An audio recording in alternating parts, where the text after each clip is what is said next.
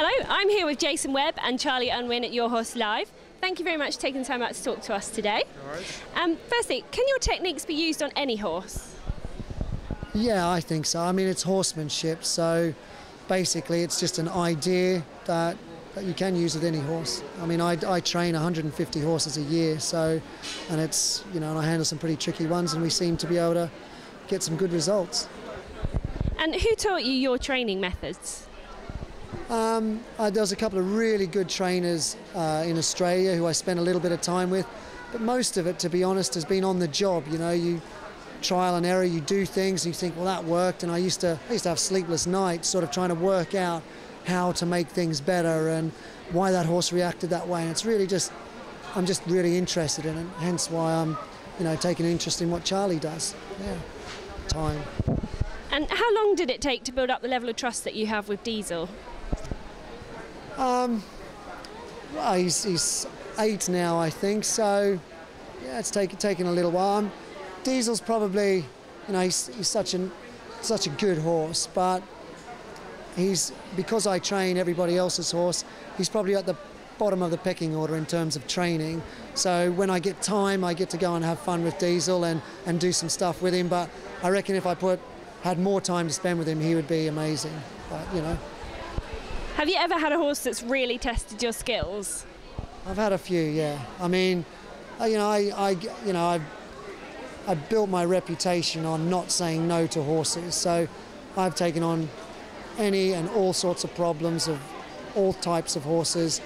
And yeah, there's been a few that have been really, really tricky. And, you know, I'm quite persistent like that. Those are the horses that, you know, test you and make you better, put me, you know, maybe a step above, sort of thing. And what's the best piece of advice you've ever been given? What is now? That is testing. I've been given a lot of advice. I mean, Probably from the wife, I should imagine. Yeah. You know, just be prepared, basically, and, you know, don't take things cheaply. You know, doing what I do, if I go in and have a relaxed moment, then it can end up, you know, not such a good way. So, you know, be prepared and keep working at it, keep learning, keep thinking, keep trying to find new and better ways to do things, and that's sort of my philosophy, really. And Charlie, have you got any techniques for riders who get nervous before competitions? Yeah, so obviously this is something I get asked about quite a lot, around nerves, and nerves do affect everyone to one degree or another. And it's not actually, I guess, a really important point to make. It's not necessarily the nerves that impact on performance, but it's how we deal with the nerves, or rather how we interpret the nerves.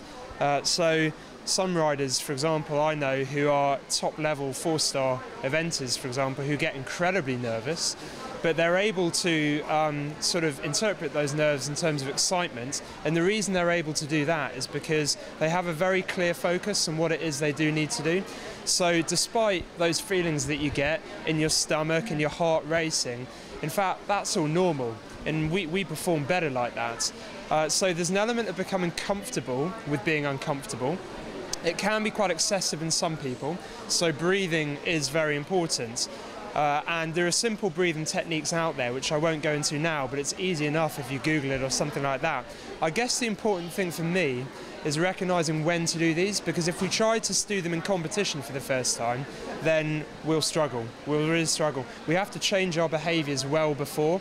And for me, people start getting nervous 5 days before competition, and that's when we can start to prepare ourselves. We shouldn't pretend or try to deny that we're not going to get nervous. We should actually think about how the competition's going to be, what's going to happen. And we should find a specific time to sit down and do that, so that in our mind we can imagine, okay, what am I going to do? What are my goals? What am I going to do step by step, so that I can take it one step at a time?